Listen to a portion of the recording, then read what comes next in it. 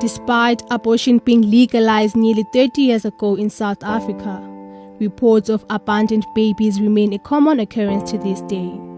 According to Law for All reports, 3,500 babies are dumped every year in the country. Moved by the growing crisis, Sandy Immelman opened Helderberg Baby Saver, a simple hatch in a wall, but built on one powerful hope that even just one baby might be saved.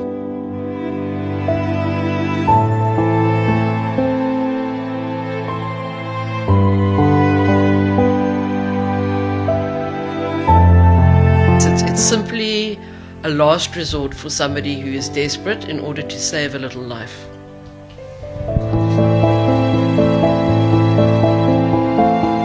So in February 2014, I was part of the Somerset West Neighbourhood Watch, and I had a radio on me when I heard a call come in that a vagrant had gone down by a river near the taxi rank and their dog had sniffed a baby out. And he took the baby up and flagged down a police car, and they immediately put the call out, and one of my fellow neighbourhood watchers, who's a friend of mine, was first on the scene. And she took the little baby and wrapped her in a blanket and wiped. She had ants in her nose and her eyes and her mouth. She was quite cold, although it was February and hot already. And obviously still had the umbilical cord and everything. She was newly born.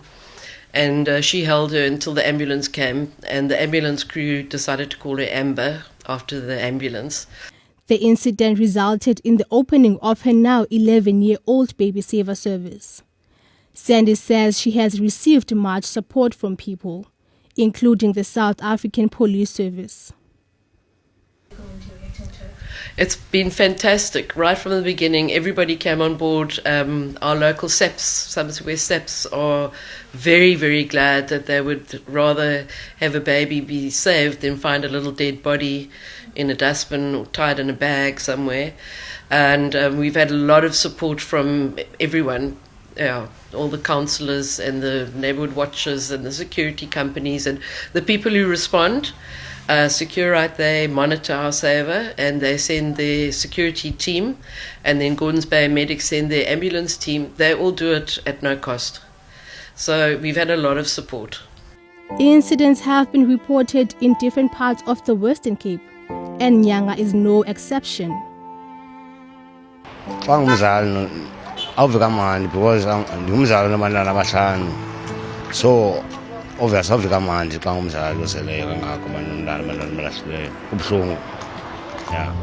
a woman who wanted to stay anonymous said working as a cleaner, she's seen many shocking and scary things while on duty, and finding dumped babies is common.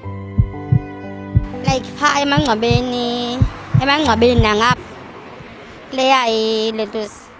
Owen Road. Last year before Clash Low, Omyo Manya by Owen Drive. Omyo Magle Kunila phase one done. Like end house net dumping, Sisi Batan back on a one. Especially not late dumping it up. Senior bonds, a son of Alubon bags, son of Zan and those are pazi, pack la plastic. And Batan plastic amas palas, Sibenzang house, Batan Latapakus. She believes most of the babies dumped in their area could be by people not from the area. She tells Cape Town Daily about an instance in which they witnessed this act.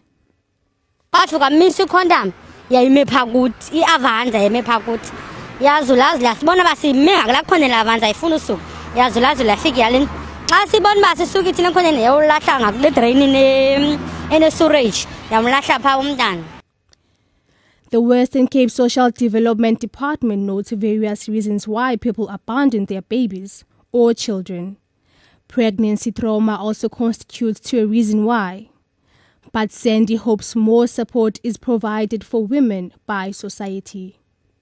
So my hopes are that the counselling improves, that there's more access to counselling for women.